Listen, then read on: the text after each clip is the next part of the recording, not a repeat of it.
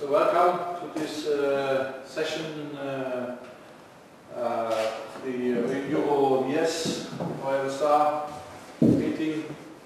Yeah, I already mentioned it yesterday. Unfortunately, it's only a small number of people which went to Helsinki. I mean, they missed the nice weather and a nice company, of course. It was nice yesterday on this island. So yeah, I would like to talk about the observations of RR stars. This is somehow my favorite stars. I started with those because in principle you can, within one day or a couple of days, you can actually get a full light curve, because the periodicity of those stars is say between 1, 2 and maximum 1 day. Yeah, most of the people know me under this name. This is my somehow a shortcut, my real name. I'm a member of course, the Belgian organization Vereniging voor Vlaamse Sterrenkunde.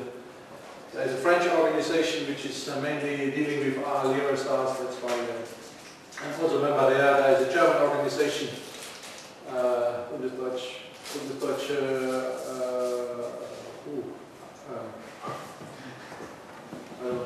Anyway, V stands for Mayors. And of course the EuroVS, I'm a member since 2 years, I think.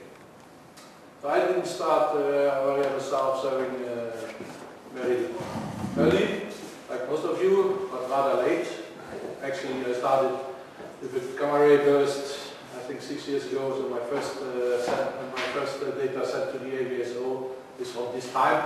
And then I think there was nothing a couple of years, 3 or 4 years, and then I really started to swamp the EuroVS database with data, which I'm now generating every night. As you have seen this morning, or just an hour ago. I mean, now the all sky view of Chile is not so nice anymore because the sun just up. You can't see really the domes. Okay, I started, of course, with an observatory in my backyard. I'm interested in astronomy since my age of 15 or something like this. So, yeah, 40 years ago. I built a roll-off-roof observatory, I think around 2000. And although you see now a nice telescope there, but actually this telescope is no longer there. As I mentioned also yesterday, weather in Belgium has not been very good recently, and actually I decided to shut down most of the activities at this observatory, so the scope is since long gone. The mount is still there, and anyway, I started there with mainly CCD observing. I never did any variable star visually. I come actually from the really picture side, but then I thought, since I'm a scientist, as you have seen in the first slide, it's not so interesting to observe M101 for the 101th time, or even 105th time, or whatever. So I went into the science part, variable stars. And then, of course, immediately with CCD, because I had CCDs for the pretty pictures. So I actually started to use this observatory first with one telescope, but in the end with 4 telescopes, just to improve the number of nights in Belgium, which are in the order of 50, maybe 80 in a good year. So if you have 4 telescopes, you actually multiply by 4, and then you are nearly at the same number of nights I'm observing now. Okay. I also had some experience with a remote observatory in New Mexico. I shared with some other guys there. It was a 50 centimeter RC scope. You see here a picture at close to New Mexico skies. At about 2,400 meter altitude. One problem was, of course, this. Observing, it was not really remotely usable, and also the weather was actually very disappointing. I mean, always you hear that New Mexico sky, no, it doesn't really work.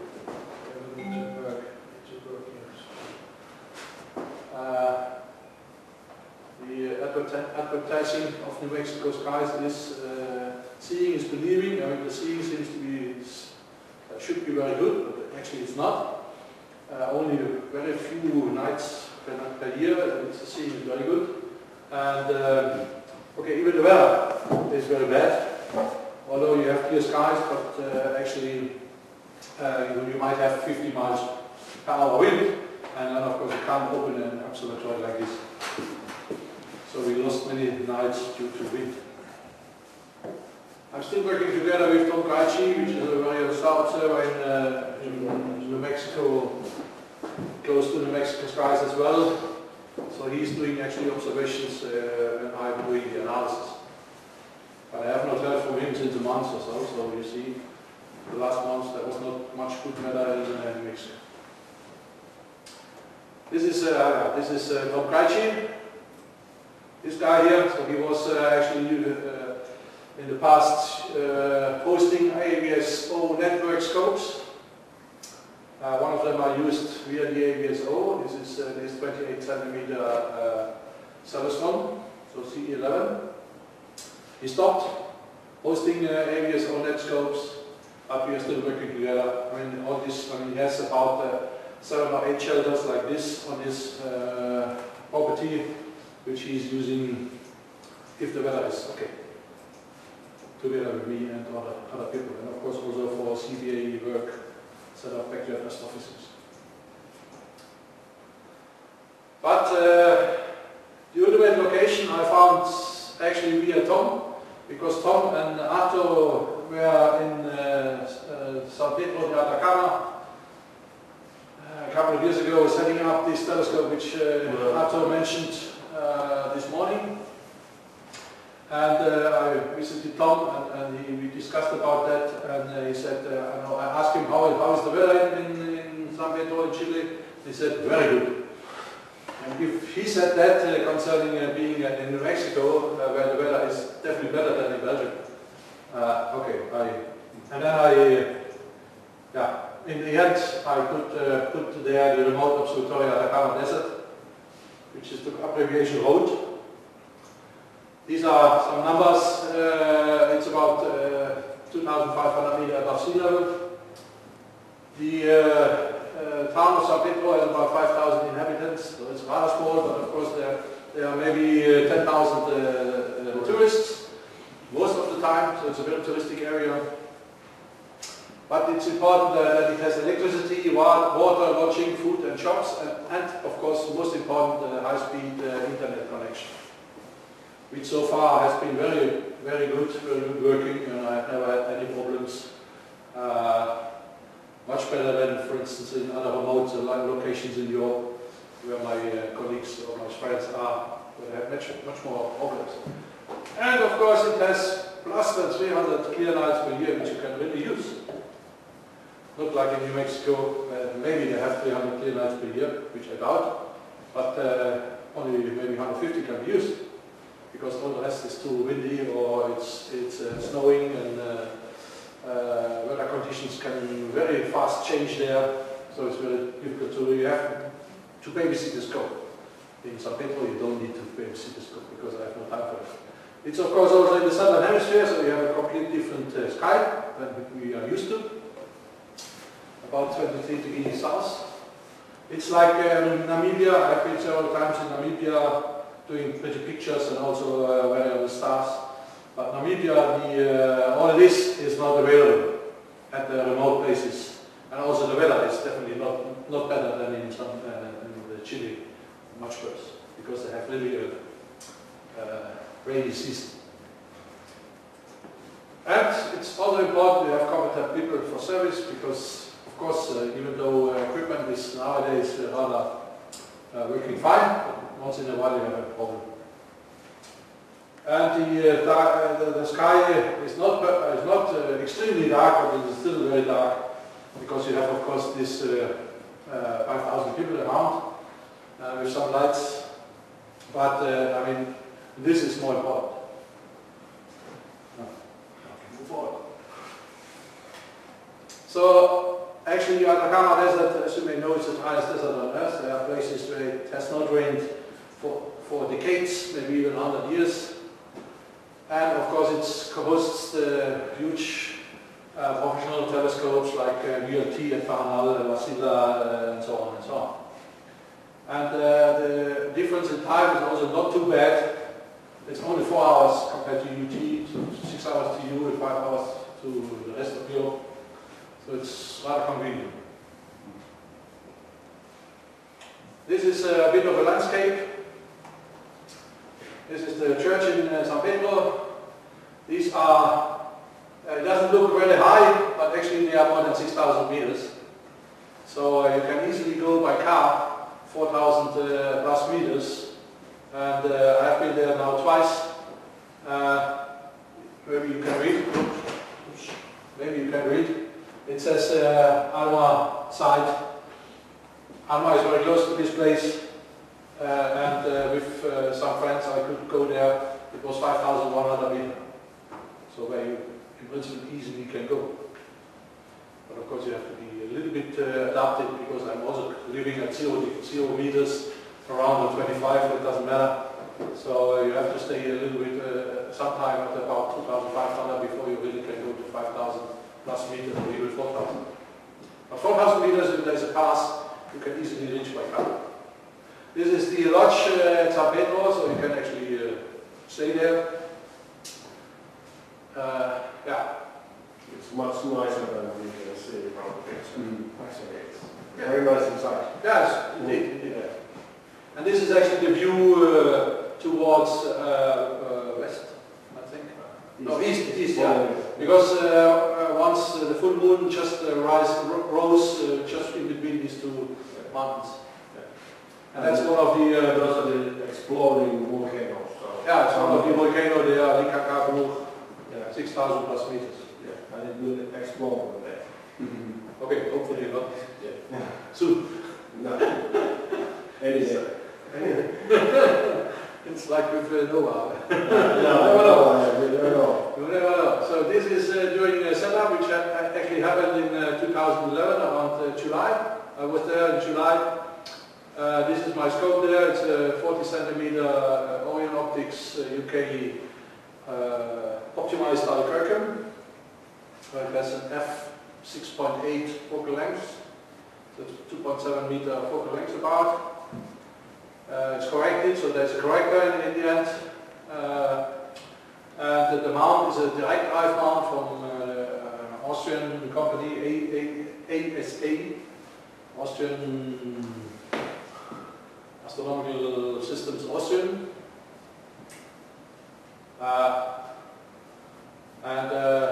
Yeah, there's also an FSQ on top of it. Actually, I have used it in the beginning as a guiding and finding scope because I had some problems to point. But in the end, I mean, since maybe 14, 15 months, I have not used it. And maybe I'm removing it because, yeah, I don't see a use.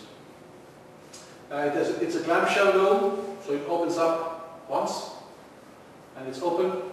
So it will always be used like that. It's very simple because the real dome has to move around with the telescope, and I'm using the telescope in a cycling mode. That means it goes about 15 to 20 stars a night, but continuously moving forward to the next for 2 minutes, and then the next, and then the next. So normally I do 500 to 600 images per night, and of course that means 500 to 600 slews at least. Although I don't care whether the star is left, east or west of the meridian. I mean, it's so fast, the scope, that it can move back and forth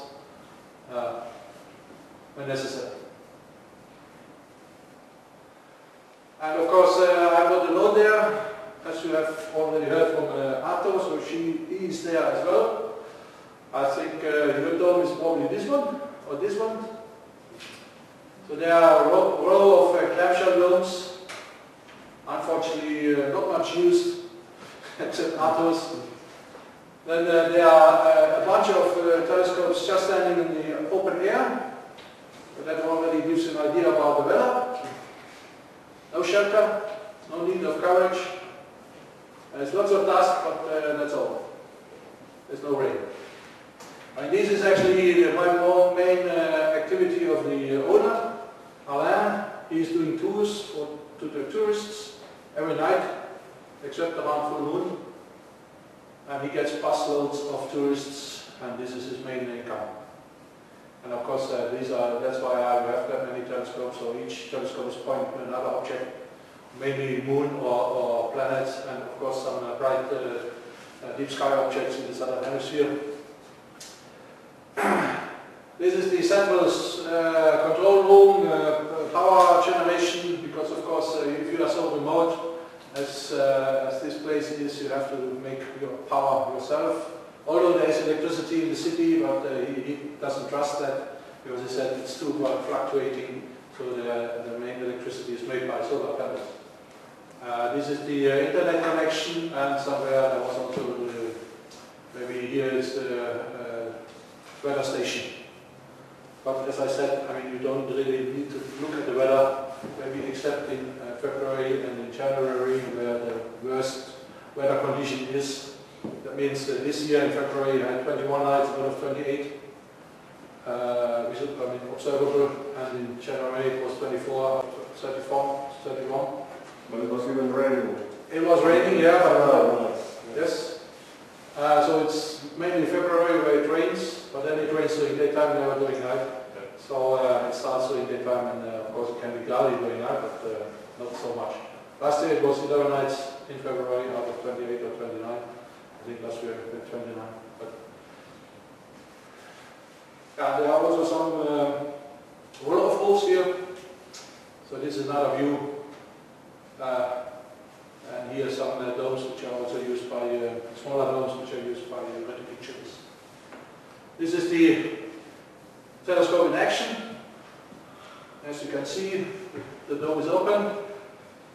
Okay, this is a nice view of the Milky Way. It was probably in August or so, because actually if you have ever been to the southern part of the hemisphere, if the Milky Way sets, it actually gives you a view on a certain moment that you have 360 degree Milky Way, because the summer Milky Way, like this one, is setting on one side, on the west of course, and then of course in the east the winter Milky Way comes up, which is not so impressive of course, but nevertheless.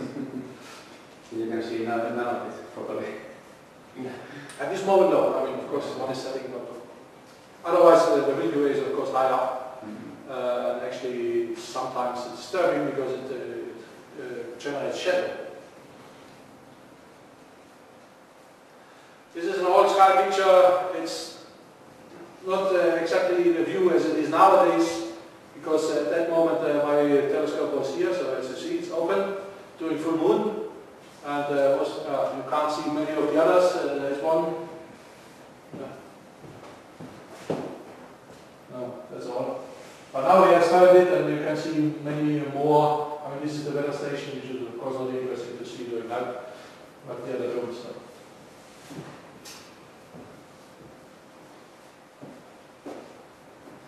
So we started in August 1st.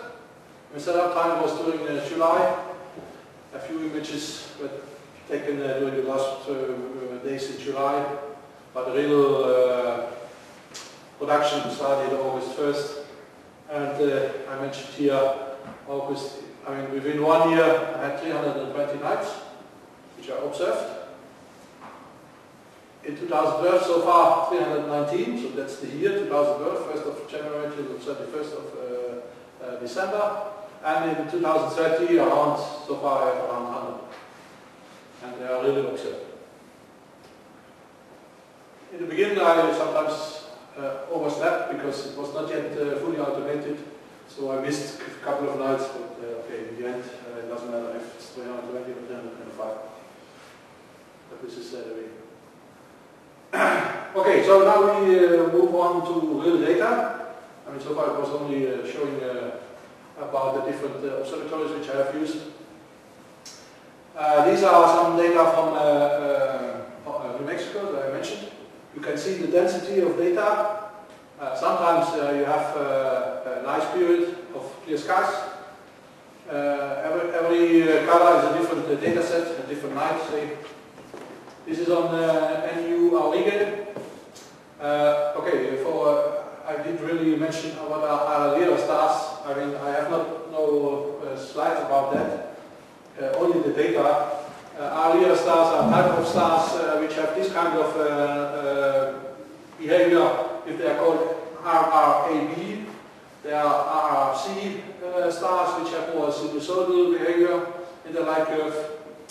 There are RRD stars which have different modes in their changing of the amplitude. And there are stars which have the so-called Blaschke effect. This effect is actually changing not only the absolute magnitude of the light curve, but also the position of the magnitude at maximum during the cycle. And that was a certain Blaschke, Russian observer, which observed this for the first time in 1909. And there's still some discussion in literature to explain this effect, even after now Kepler satellites, which of course has brought much more insight than Earth-bound observations, but still a theoretical explanation of this effect is not clear. So these are, to my, at least to my interest, the most interesting ones. Not only showing you, of course, the standard type of Lyra light curves, but to have some more changing. This star has about a periodicity of 0.50 for the R-Euro behavior, and as you see, there is a change of about nearly half a magnitude towards the maximum and the minimum in the Blaschke effect, and also there is a change in the phase, so the star comes earlier or later with its maximum depending on this Blaschke effect. So this is a phase diagram, and here I just showed the outer phase just to show you okay, that the maxima are actually changing depending on the observation. That was an observation which I'm not the only one observing the star, but also other people from the US and from Europe have been contributing to the observation. And we have identified a Blaschke period of about 115 days for this star. And you see here on one side the O minus C, so the observed minus the calculated timing, which shows like a sinusoidal behavior. And the maximum versus the maximum at the maximum magnitude at the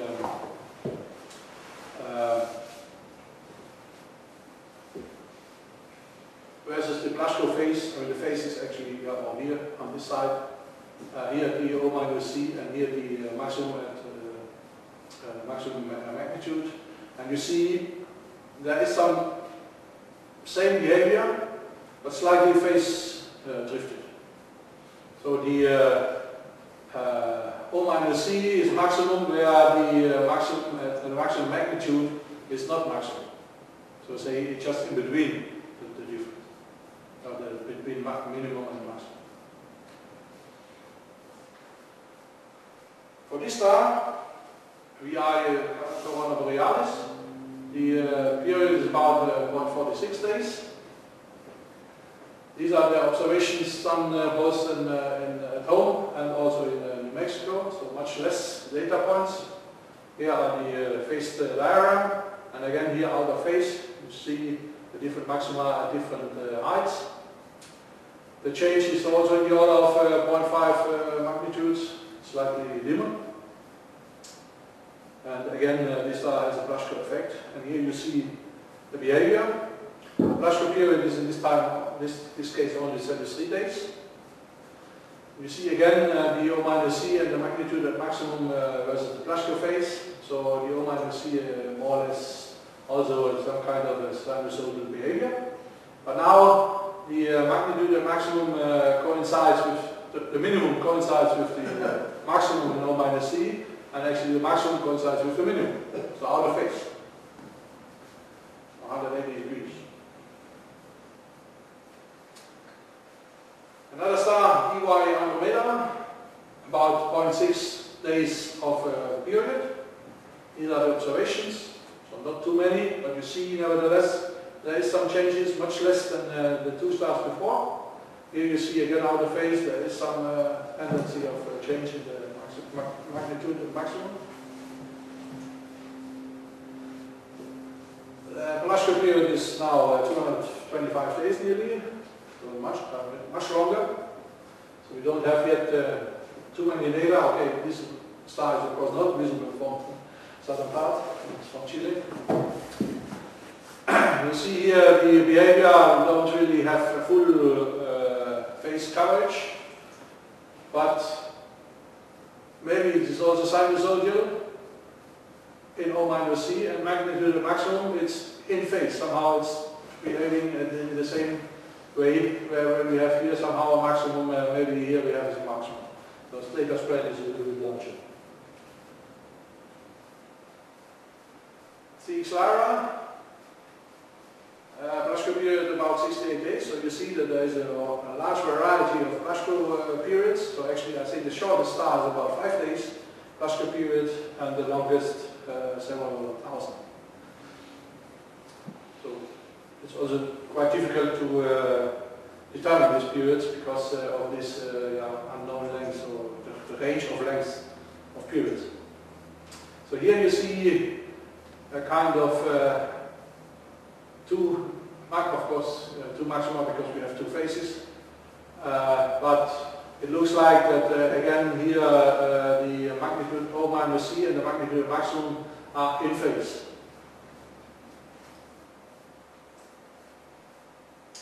Now we come to some stars which I have also or mainly observed from Chile. You see the density of data points. V354 Virginis, so we go. Observation between 2012 and 2013. I'm still observing this star. So you see, again, every color is a different light. Very dense coverage. Some kind of a shape here, which has not been repeated here. This is the phase diagram. Lots of variation in the minima and lots of variation in the maxima, and also in the position of the maxima at time. Another star, Peak, Victoris. Here are the observations. Very dense coverage. Every color is again another day of another night of observation. Here are the phase diagram. You see that again lots of changes in the minima, and of course very much changes in maxima. That actually the high maxima are late and the low maxima are early, or vice versa.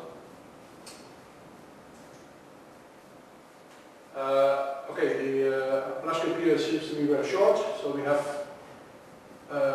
1, 2, 3, 4, 5, maybe 6 periods covered in a time range of, I'd say, 200 days. Alright. This is the phase diagram of O minus C and magnitude maximum. Maybe not covering all data. It's about 32 days. You see here a broad maxima and in the O minus C, and then like eclipsing star, so a dip in the O minus C. And here you see more or less a sinusoidal behavior with a rather wide peaks. And of course the peaks are coinciding with some kind of the middle of this maxima here. So maybe they are in phase. This one I have very extensively observed since a couple of years, 1820 Orion. The period is about 0.48 days. There's a strong Velasco effect of 0.85 magnitudes. And the Velasco phase modulation is about 30% of pulsation modulation. and the Plaschke phase or period is about 28 days. So not too long. Since we have observed this now in a very extensive period, we have actually observed that the Plaschke period is variable. So these stars also exist. There is a Plaschke period which is changing. Not many stars are known in this direction, for this changing Plaschke period. So this is observations of from New Mexico. So this is the same star. It has this GSC number. Okay, again, this red lines here are determination in Paranzo. When you determine the maxima, then you get some lines here. But you see the density of observations from New Mexico. Here you see the phase light curve. Again, quite some changes in the minimum of about 0.25 magnitudes. And strong changes in the maximum. Here again, high maximum are late and low maximum are early. But with such a coverage, of course, you cannot determine variable Plaschke effects or can determine very well the Plaschke period. So here you see a comparison between data from New Mexico in this period and data from Chile. You see the coverage again very much denser from the Chile data. Maybe not all are really shown here. This was 2011-2012. Yeah, you see here some maxima, and you see of course here some maxima, and in between some maxima, so quite some changing. This is a coverage of the Plaschke cycle, using period 4 to determine this spectra. Plaschke period of about 28 days. So we have a perfect coverage of the cycle. These are the O-C and magnitude maximum pictures. So much more busy or much more noisy. Okay, different colors are different years. Very difficult. Maybe there is a sinusoidal or some kind of degrees, and then a sharp increase and another degrees in the O-C values as function of Plaschke phase. But here we have much more straggling or noise in the magnitude and maximum, which point to the fact that there is some additional variability. Okay, so this gives you an idea about what is possible if you have many nights available during a year. So you can really cover a full season of stars. And if they are very south in latitude, even maybe circumpolar, so you can cover them all year.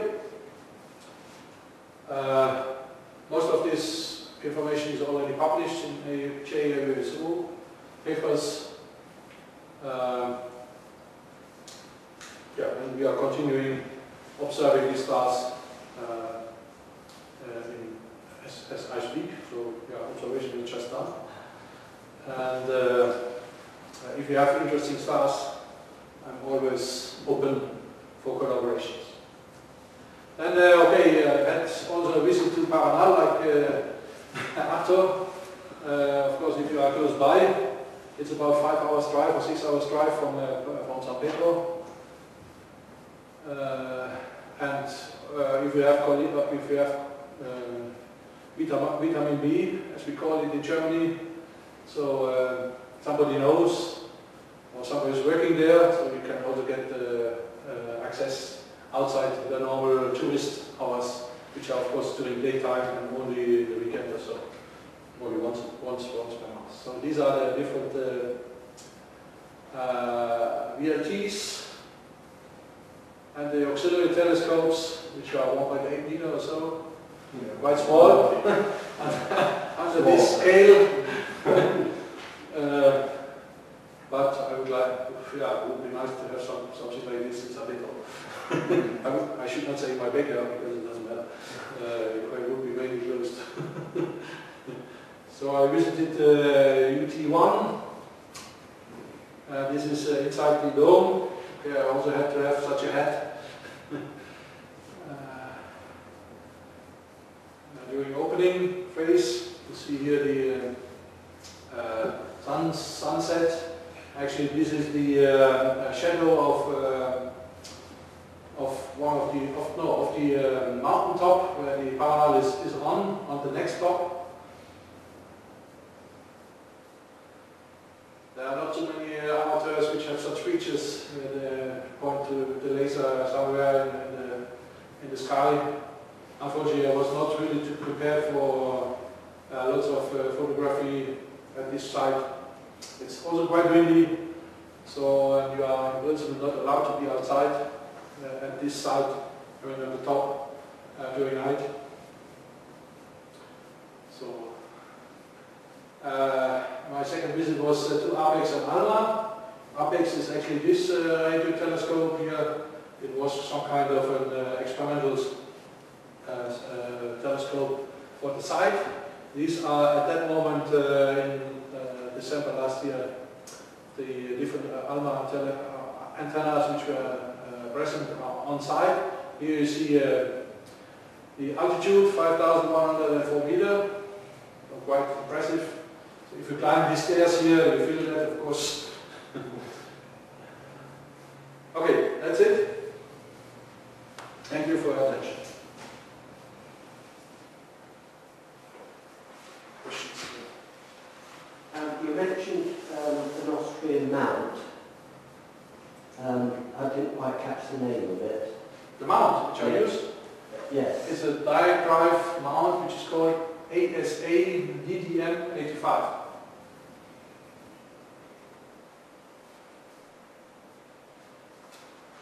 And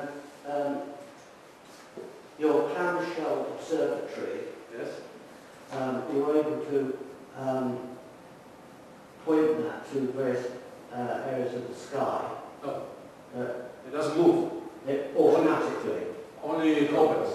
It opens and the telescope moves to any point. Yes.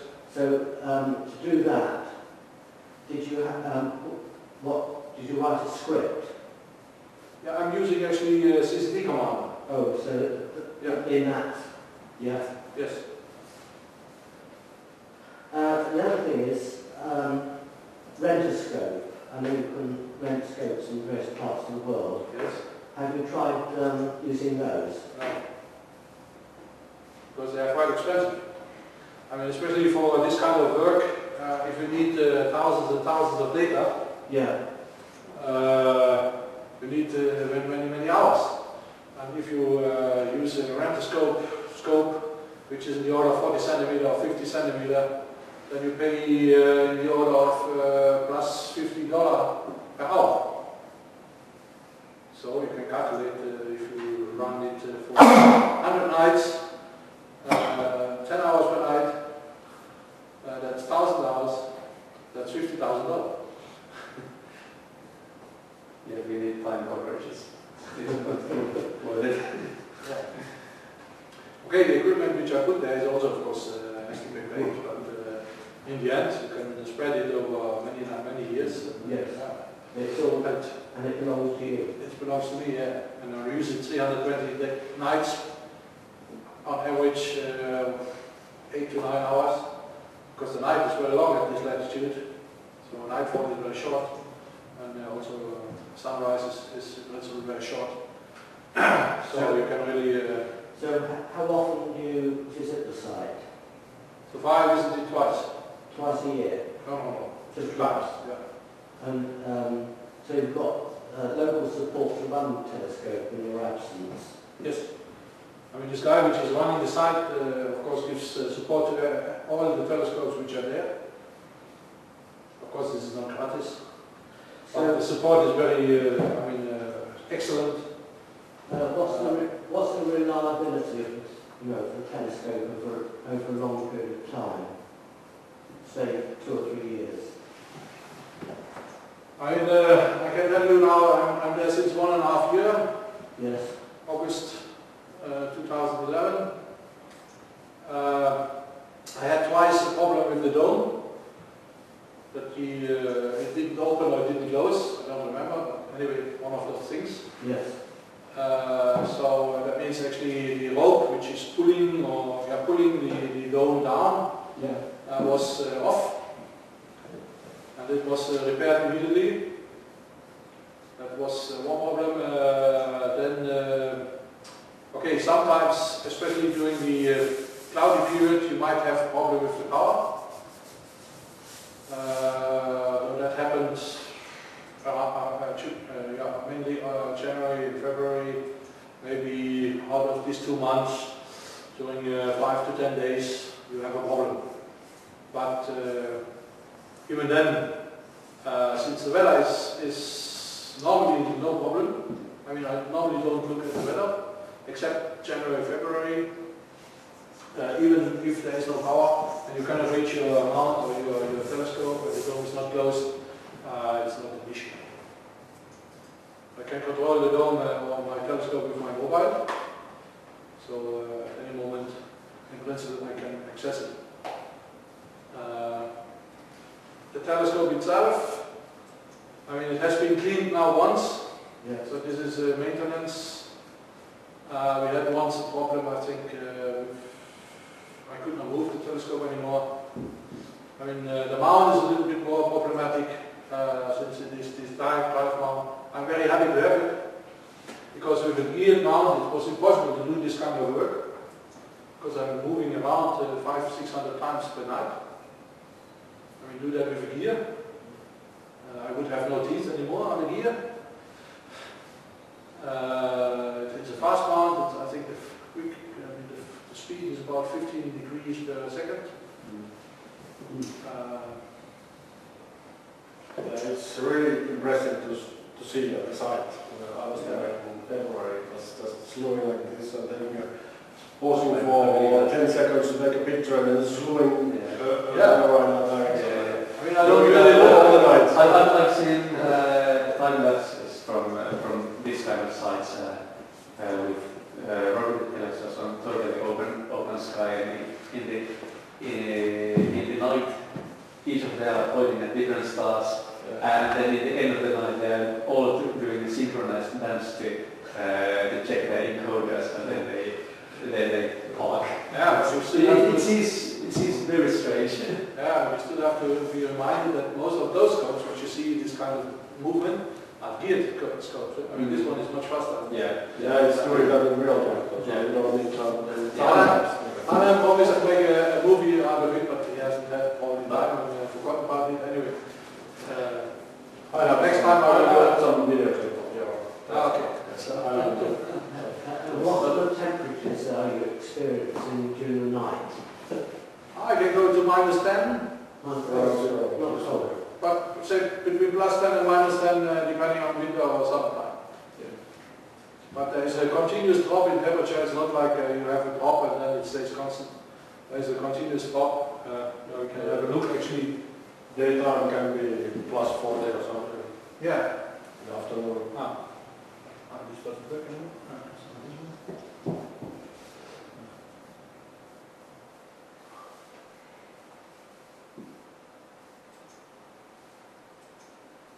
So this is the temperature profile from last night.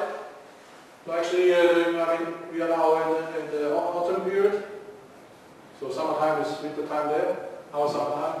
So it was about 27 or so during daytime, and then it dropped to about 5 in the morning. And now it's increasing because sun is already out. So you see constant drop, about 20 degrees. But I don't remember when I last focused. The scope is a fiberglass scope. And for variable star, it doesn't really matter what kind of shape of your stars you observe or you image. So I normally do not focus, and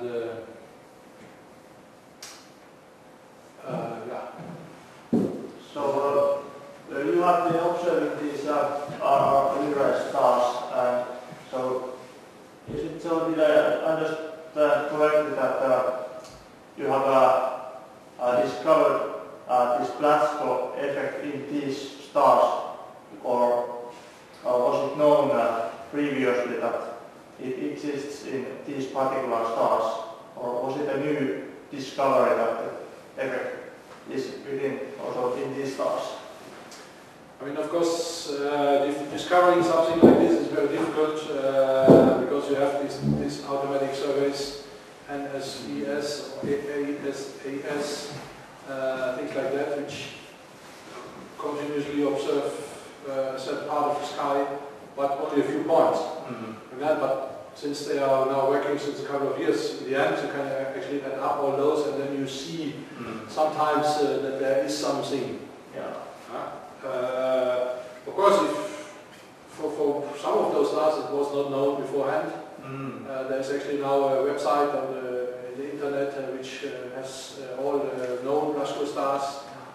I think it's about 300. Yeah. And out of those, most of them have a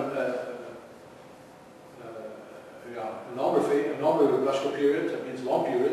And then there are only a few, maybe 5, 6, 7 so far, which have variable Blasco periods. Sometimes they have 2 Blasco periods, but periodically, so there are not so many known having some kind of a changing Blasco period. So we try to observe, of course, densely in order to see Blasco periods and to see variations.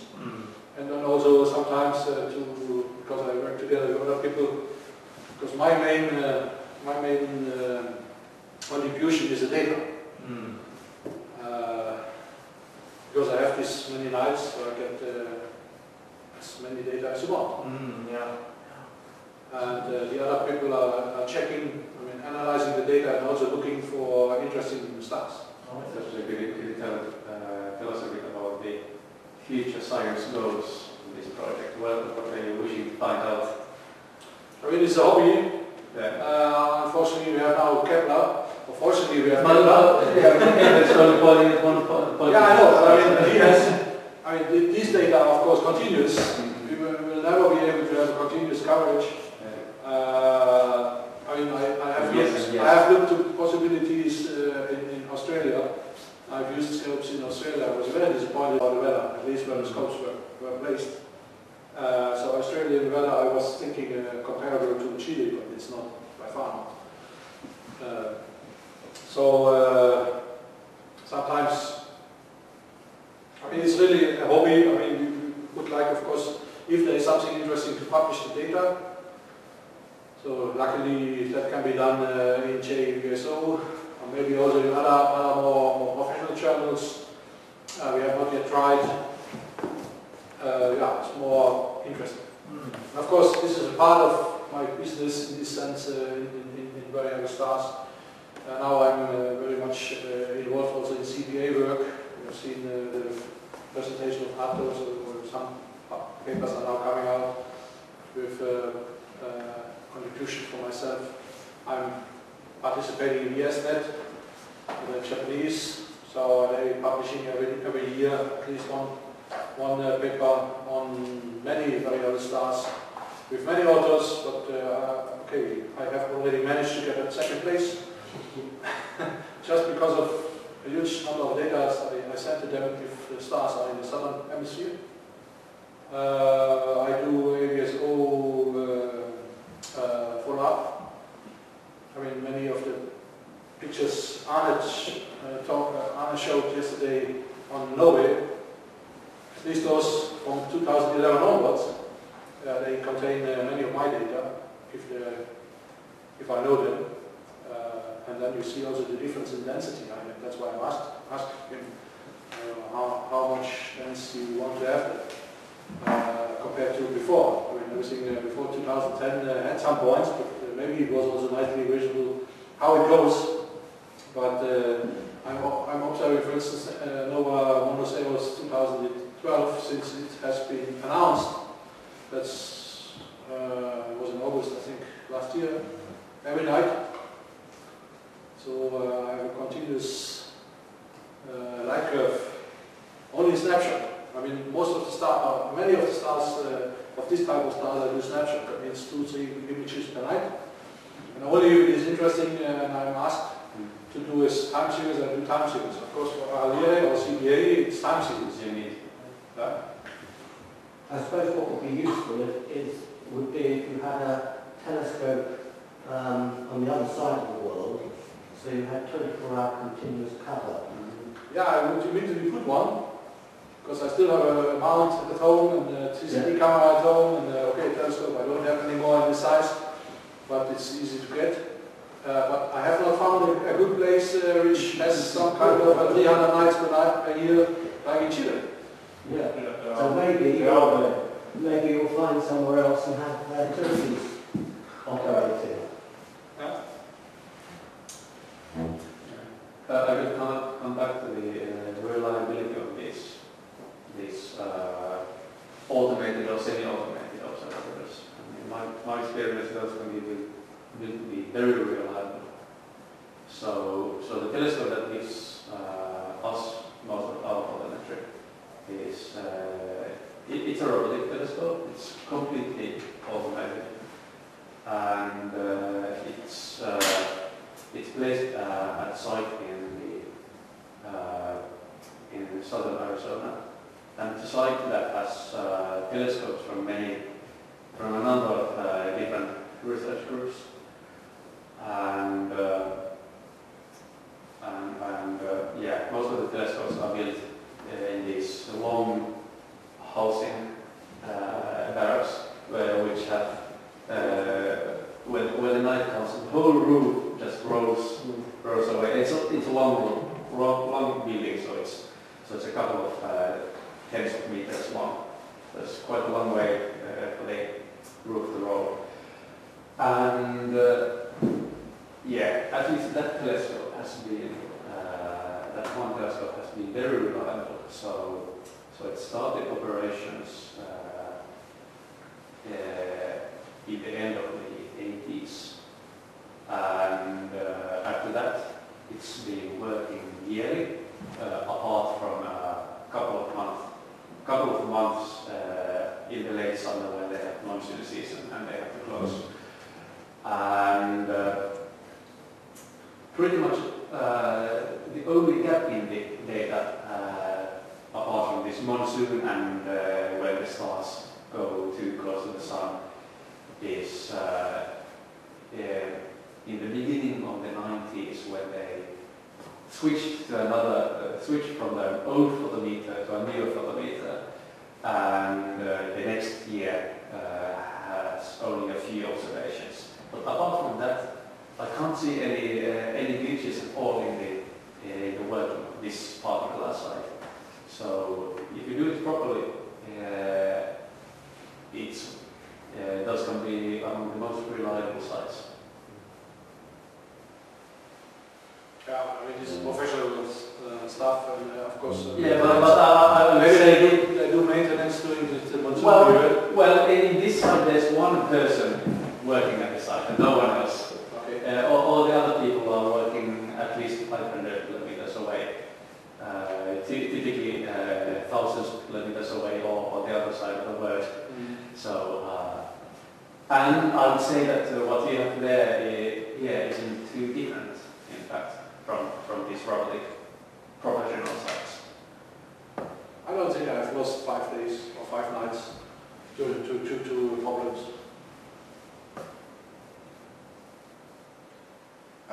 Things are reliably working. I mean, the mount definitely is reliably working because it's moving all the time.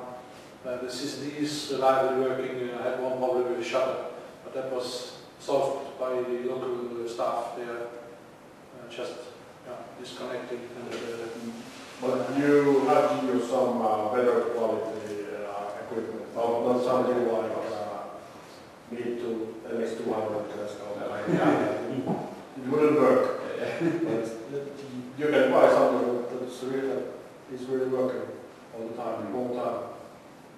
Yeah, and they're more expensive. I mean, the computer which is there is actually working day and night. I mean, normally in the past I switched it off at the very beginning. Now I leave it, especially if I'm on travel, I leave it always on. That's just a computer from the shelf. I don't think it has cost more than €200. And it's really reliably working perfect. And it's such a small box, I mean, it doesn't consume much power, because this is one of the points, especially if it's cloudy, that the power production is homemade. So last year they have sent some emails around, okay, please switch off your equipment, because the forecast is the next week we have no clear skies, which happens only in February. And okay, they have problems to have power enough for the rest. Yes, I mean, you're saying that they're not a cheap telescope. So how much would it, what's the capital cost of? I mean, actually, this telescope is the cheapest you can get from this size. Yeah. Because it's only Orion optics. I mean, it is only, I think, a third of the price of the plane wave. Yeah. Okay, it's 40 centimeters instead of 50, but I think it cost me 10,000 euro. So the scope. Yeah, it's quite reasonable. Yeah. What's the mount? Huh? What's the mount? The mount is similar and the CCD is similar. Yeah, my question was not exactly to Josch, but to Yuri. Do you think this our continuous period search is useful to analyze this kind of light curves? Of course, the changes are there regular. I think the effects are they have quite regular periodicity. These changes. You can certainly use similar ideas. Yeah. For our stars as well. Of course, when you get good quality data from high amplitude RLR stars, yeah. you observe well, some of your light curves had very nice and simple shapes, and well, sure the shapes were changing, but they were quite simple, and some other stars had some strange variations within the light curve, so fluctuations back and forth. So yeah, you just need to do some choices. What you want to include in your analysis and what you want to just treat sort of like noise. Yeah. Yeah. But yeah, for example, if you have an incomplete light curve with a predictable shape, you can do something like our method to still pinpoint the maximum time or the maximum magnitude accurately, even though you wouldn't have any observation exactly at that point. Mm-hmm. So, yeah, it's one way to go. Yeah. But as always, what you want to, how you want to do your analysis depends on what kind of results you, well, what kind of results you want to get, and by that I mean what part of the results you are most interested in. So one type of method will give you, well, let's say, for example, one type of method will be much better suited for determining the perimeter accurately, and another type of method will be much better suited to detect the variability of those shapes. For example, the OC diagrams. Mm-hmm. Yeah, but again, I mean, we are all amateurs, so in principle we are missing some professionals which are interested in our data. Mm-hmm. Unfortunately, all the professionals which are working on this team, our LIRA, they of course now completely swamped by Kepler data. Because in the past there were some campaigns, observing campaigns and groups which were led by professional observators. But yeah, they have now completely diverged towards Kepler. Yeah, I just background for your test. That was my questions is for the Yuri's lecture where you were. He talked about how to analyze such kind of light cores with shapes are changing. Yeah.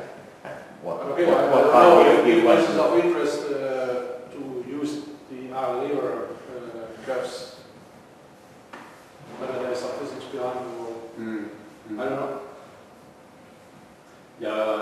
expect in our physics, but I think the variations in the power stations will tell you a lot about internal structures of those stars, which will tell you about stellar evolutionary theory, and you can, by observing these stars and modeling them properly, you can learn a lot about how stars develop. If you know people who are interested in this kind of work, please, we can communicate and we can send to them the data. I mean, probably they've never seen such a huge data set. Yeah. Also in time. Yeah.